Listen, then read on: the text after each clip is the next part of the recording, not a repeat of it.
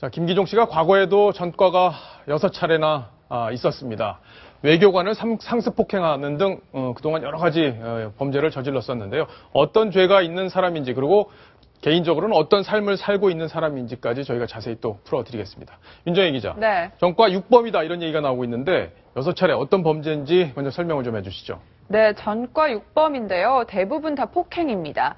일단 이 폭행 및 상해가 4건이나 있었고 또 외국 사절 폭행으로 1건이 있습니다. 그리고 공무집행 방해가 1건이 있는데요. 예. 주로 이렇게 집회 현장이나 뭐 이런 곳에서 참여를 하면서 저렇게 전과가 쌓였습니다. 주요 사건으로는 2010년에 이 주한 일본 대사에게 시멘트 조각 2개, 커다란 2개를 던졌다가 구속 기소가 됐었죠.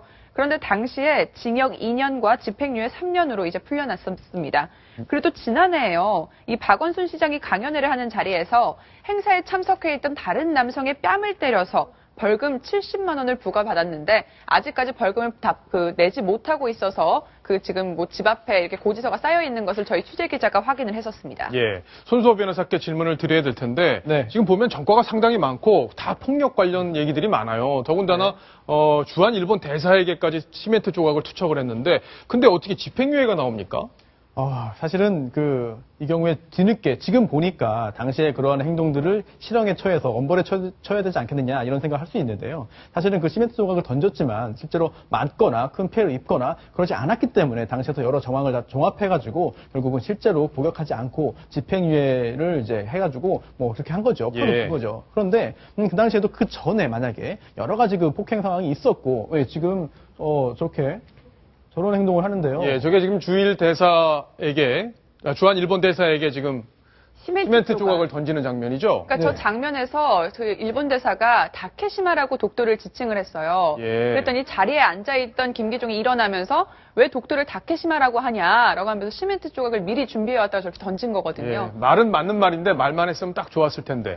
네. 그러니까 다케시마는 죽도잖아요. 예. 대나무 죽자인데 네. 우리는 독도라고 부르지 않습니까? 예. 그러니까 돌섬이다. 근데 너네는 왜 거기 대나무도 없는데 다케시마라고 부르느냐 하면서 저것을 던졌다라고 얘기를 했는데 예. 그때 당시에 직접 대사가 맞지도 않았고 그 통역관이 살짝 손을 좀 다치는 정도였거든요.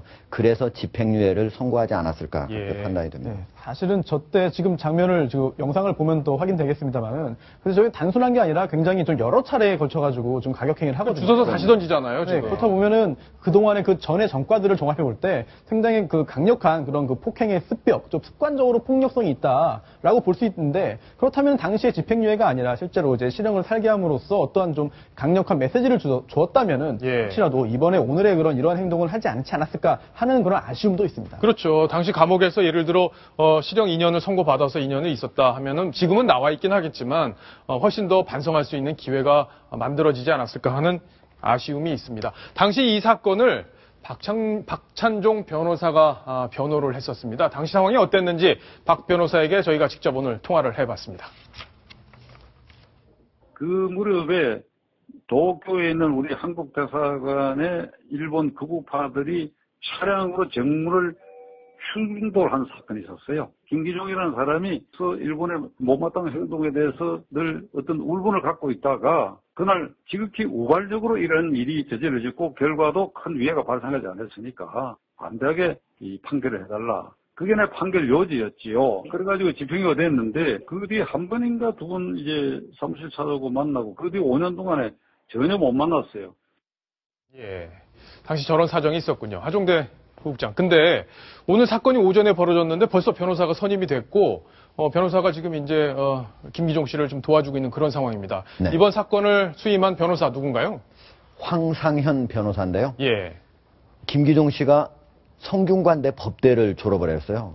거기에 있는 후배라고 그럽니다. 그런데 2010년에 주한 일본 대사 피습 당시에도 지금 방금 나온 박찬종 변호사와 함께 같이 변론을 했던 변호사라고 그럽니다. 아, 그렇군요. 이 황상현 변호사하고 박창종 변호사가 당시에 공동으로 선임이 됐었다. 지금 저기 법률사무소 우산 대표인데요. 네. 우산이라고 하는 거는 우리 독도의 옛 지명이니까 황상현 변호사도 김기종 씨가 독도 지킴이 이런 것들을 하면서 거기에 뜻을 같이 했기 때문에 반일운동에는 뜻이 같았기 때문에 변호 활동을 시작하지 않았는가 이런 생각이 듭니다. 예. 자, 김기종 씨의 과거를 잘 알고 있는 사람이 또 한 분 계십니다. 바로 김기백 인터넷 민족신문 대표인데요. 이 폭력적인 성향 때문에 김기종 씨와 거리를 뒀다 이렇게 좀 설명을 하고 있는데 저희가 또 인터뷰를 해봤습니다. 직접 목소리를 들어보시겠습니다. 그 사람이 좀 과격하다. 좋게 말하면 열정적이고 과격한 거지. 평상시에는 비교적 인사성도 밝고 뭐 특별하게 무슨 폭력적이라 그런 건데 좀 특이한 사람인 거는 확실한데 늘 그 개량 항복을 입고 다니고 그 사람이 독특한 질병이 있어요. 그걸 내가 어떻게 하냐면은 옛날에 내가 사는 곳에 불러가지고 그 사람하고 얘기하는 도중 얘기를 하고 있었다고. 편하게 밥도 먹고 간단하게 술도 먹고 이런저런 얘기를 하는 도중에 갑자기 탁 자빠지는 거야. 그 고향이 전라도 어디라고 하는데 시골에서는 상당히 부유한 집에 태어났어요. 지 스스로 말하기를 지가 이런 운동을 하면서 재산을 좀 축을 냈다. 자, 하종대 국장님, 그 얘기를 들어보면은 지금 갑자기 쓰러지는 병이 있다는 얘기도 있고 과거에 아주 굉장히 잘 살았다, 집안이 아주 부유했다 이런 얘기도 하네요. 네, 그 갑자기 쓰러지는 병은 간질 증세가 좀 있다고. 간질 증세가. 예, 간질 증세가 있어서 얘기를 하다가 갑자기 쓰러지는 그런 증세가 있고요. 원래는 전남 강진 출생인데 상당히 집안이 부유했다고 그럽니다. 예. 그런데 이런 활동을 하면서 자기 직업이 없었기 때문에 민족운동 30년 하는 동안에 내 재산을 다 썼다라고 얘기를 한다고 그러고요.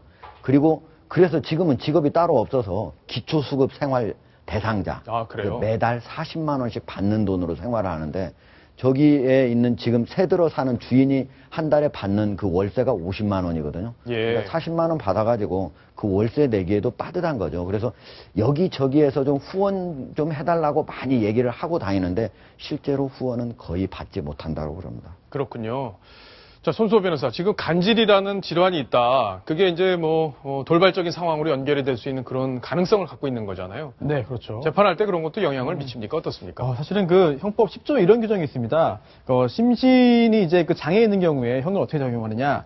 사물의 변별 능력이 아예 없는 경우에 심신 상실이죠. 이때는 책임이 없으니까 벌하지 않아요. 그리고 또 변별 능력이 좀 미약하다. 좀 이제 만약에 술을 많이 먹었다든지 아니면 좀 정신병이 있어가지고 사물을 잘 판단 못한다. 예. 이럴 경우에는 형을 감경하는데 이 경우에 설령 간질이 있고 간질이 있다 하더라도 지금 이런 그 가해 행위를 함에 있어서 어떤 간질이 영향을 미친 것이 전혀 아니거든요. 전혀 아니다. 네, 그렇다면은 간질이 설령 있다 하더라도 이러한 형법 10조 적용을 받지 못하기 때문에 형량에 있어서 간질 보유 여부는 사실 큰 영향을 미칠 수 없다라고 생각됩니다. 예.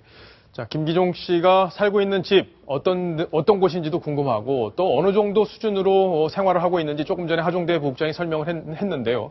집 주인의 이야기 저희가 오늘 채널에서 직접 나가서 이야기를 직접 들어봤습니다. 여기가 진짜 없다 그러던데 광주에 있고. 그건 밝힐 수 없죠.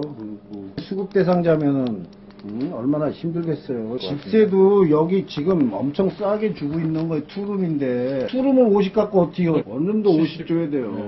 그러니까 오래 있었으니까 보증금도 500이야 500. 그 세워들려면 1억 줘야 돼요. 여기서도 대여섯 평 돼요. 될것 같습니다. 애국자라고 그러더라고 일본어들은. 그래요. 거주는 혼자 하는데 회원들이 한두 사람씩 왔다 갔다 하고 나이 먹은 사람들이야 다. 결혼 안 했어요. 총각이에요. 엊그저께도 3.1절 날 행사했는데 문자가 왔던데 돈 달라고 돈 달라고. 문자 있으세요? 자, 지금 화면은 우리 마당 그 사무실 모습과 함께 집주인 인터뷰 내용을 쭉 들어봤는데요. 윤정혜 기자. 네. 지금 사는 형편이 그렇게 좋지는 않은 그런 상황인데 세금까지 미납했다. 아까 좀 설명을 해주셨었죠. 그렇죠. 저희가 이 집 앞을 지금 찾아갔었습니다. 이 예. 신촌에 있는 월세방인데요. 이 월세방 앞에 도착을 하니까 미납 고지서가 굉장히 많이 쌓여 있었고 뭐 벌금도 내지 않은 것들도 이렇게 쌓여 있었었는데요. 네. 주민세 6,170원, 또 지방세 12,340원. 이걸 내지 못해서 지금 미납 고지서가 쌓여 있었습니다. 네. 또 건강보험료도 6,000원 밀려 있었죠.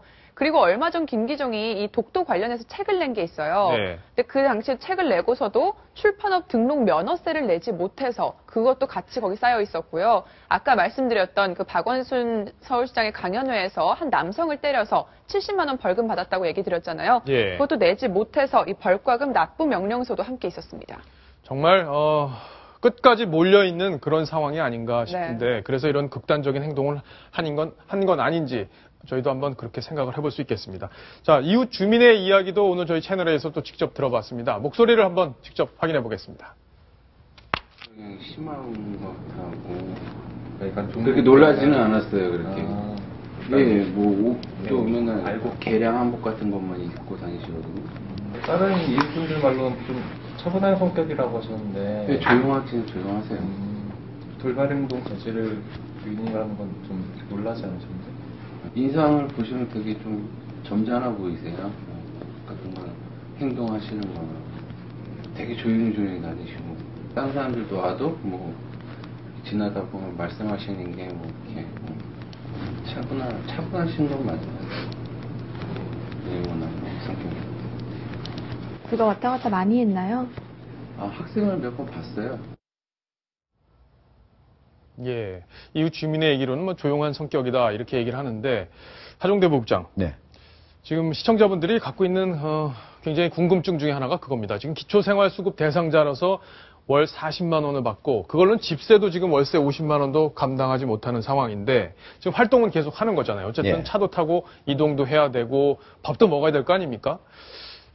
누가 이런 후원을 해주는지 혹시 정부에서나 아니면은 관련 지자체에서나 이런 돈을 좀 지원해 주는 건 아닌지 이런 생각들 많이 하시거든요. 어떻습니까, 실제로? 네. 실제로 저렇게 일하는 사람들이 제가 한번 물어보니까요. 한 수백 명 정도는 예. 저렇게 아주 어렵게 통일 운동을 하는 사람들이 있는데 왜 그러냐면 자기 직업이 일단 없어요. 그렇기 때문에 일정한 수입원이 없는 거거든요. 그래서 저런 사람들은 어떤 전체 진보적인 통일 운동 내에서도 전체 모여서 얘기를 할 때 무시를 당하기 십상이고 예. 또 항상 돈이 없기 때문에 남한테 손을 벌려야 되는데 그러기 때문에 자기 혼자 후원받기는 어렵거든요. 그래서 이름도 없지만 단체들을 많이 만들어요. 단체를 만들면 그 단체 이름으로 좀 후원을 해 주십시오 하고 얘기를 할 수 있거든요. 그런데 실제로는 최근에 우리 사회 전체가 보수화 경향을 띠고 있지 않습니까? 예. 그러다 보니까 후원이 갈수록 더 안 되고 또 어려워지고 있다라고 합니다. 예.